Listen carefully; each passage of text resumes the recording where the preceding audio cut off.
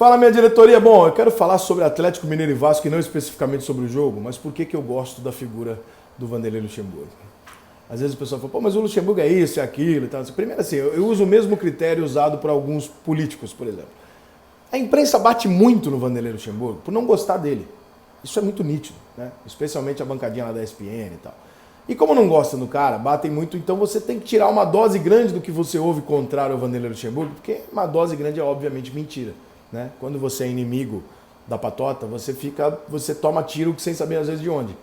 Então, não leve 100%, eu já não levo, então eu já tenho uma dose muito menor de restrições ao Vanderlei do que as pessoas têm. E aí o Luxemburgo é um cara que, para mim, é o maior técnico da história do futebol brasileiro. Você vai falar assim, pô, mas espera aí, ele foi mais técnico que o Zagallo, o Tele Santana? Não. Pelo seguinte, o Vanderlei Luxemburgo é um cara que, vamos supor que você fosse treinador e não torcedor.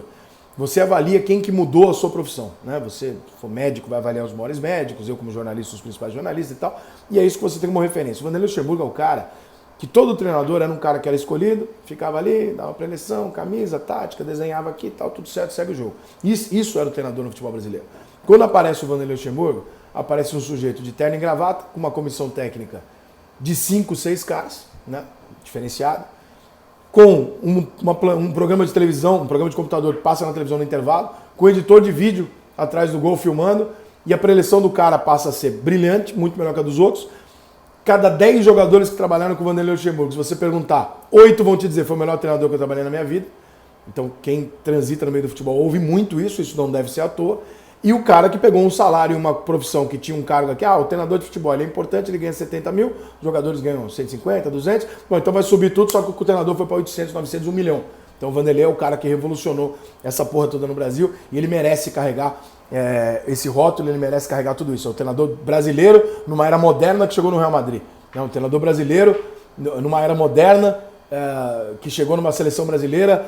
Enfim, o Vanderlei Luxemburgo ele é um treinador que ostenta na carreira dele coisa que poucos treinadores ostentam. Por exemplo, toda vez que eu fui campeão, meu time jogou pra caralho.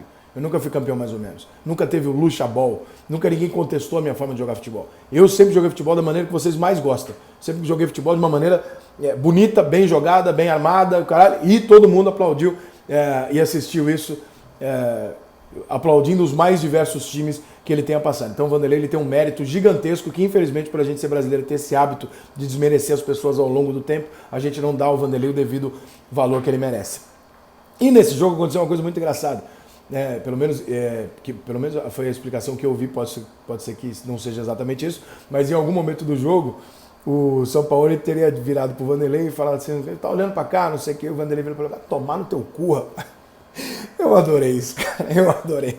Mas por que você não gosta de São Paulo? Eu gosto, cara, mas o brasileiro ele é tão babaca com o gringo, cara.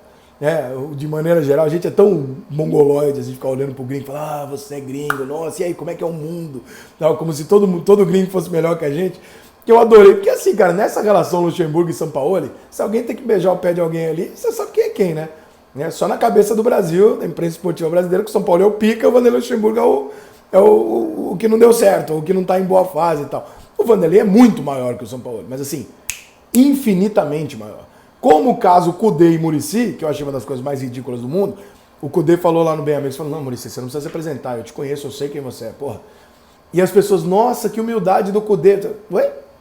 O que o Cudê ganhou na vida pra ele não ser o mínimo ele saber quem é o Muricy e ser fã do Muricy? É o mínimo que o Cudê faz na carreira, o mínimo. É olhar pro Muricy e falar, pô, professor, o senhor é mestre, eu sou nada. É o mínimo, ele tá começando agora, não tem o que o Muricy tem. Então a gente tem esse complexo de vira-lata, né? Porque o cara é gringo, o cara é foda, o brasileiro a gente não tem que respeitar. Eu achei foda o Vanderlei Luxemburgo fazer isso, primeiro porque mostra que o Vanderlei se coloca do mesmo jeito com qualquer bosta de treinador. Eu já dirigi Real Madrid, já dirigi a puta que eu pariu, vai tomar no teu cu, entendeu? Quem é você pra falar assim comigo? E segundo que ele deu uma paulada no cara, né? O Vasco foi lá e ganhou o jogo, abriu 3-0, e nessa hora deve ser a hora que seguramente o Vanderlei devia estar olhando ali pro banco do Atlético. E acho que o São Paulo ficou irritado, né? O Vanderlei devia estar olhando com aquela carinha dele, né? Tipo, e aí, 3-0 pro Vasco aqui. Cara, não entenda isso como, pô, o Rica gostou do Galo perder, não é isso. Mas eu gostei de ver um treinador brasileiro ganhar do São Paulo, que é uma figura, só para passar para vocês assim a imagem que a gente tem dentro. Eu nunca conversei com o São Paulo, tá? Eu joguei o fone para cima. Eu nunca conversei com o São Paulo. Mas a imagem que ele tem de todo mundo, quase unânime, entre jogadores, comissões técnicas, diretores e jornalistas e tal, é que é um cara extremamente difícil, extremamente dono do mundo, se acha pra caralho, não fala com ninguém, pra falar com ele tem que falar com 3 assessores, o cara que é puta de uma estrela, entendeu?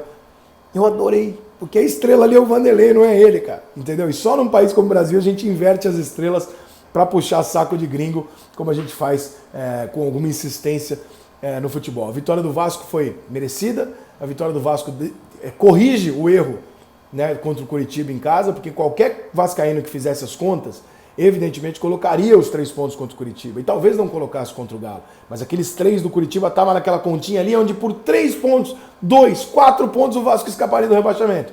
Quando acontece aquele jogo contra o Curitiba, você fala, opa, peraí, perdi 3 aqui que eu não podia, ou seja, agora eu estou no meu limite das contas que se faz para chegar no resultado para não rebaixar. E aí quando o Vasco ganha do Atlético Mineiro, talvez essas contas voltem a ter um certo alívio e o Vasco tem um caminho um pouco mais tranquilo para buscar não cair para a Série B no ano que vem. Acho que o trabalho do Vanderlei Luxemburgo é muito legal no Vasco, mais uma vez, né, chegando emergencialmente nos primeiros momentos, não dá para julgar um trabalho inteiro, mas o Vasco teve uma melhora técnica e coletiva muito grande, né? Você vê um padrão de jogo, você vê algumas jogadas e tal, que o Vasco não conseguia construir com outros treinadores, então você já vê ali alguma coisa, maneira de criar uma expectativa legal.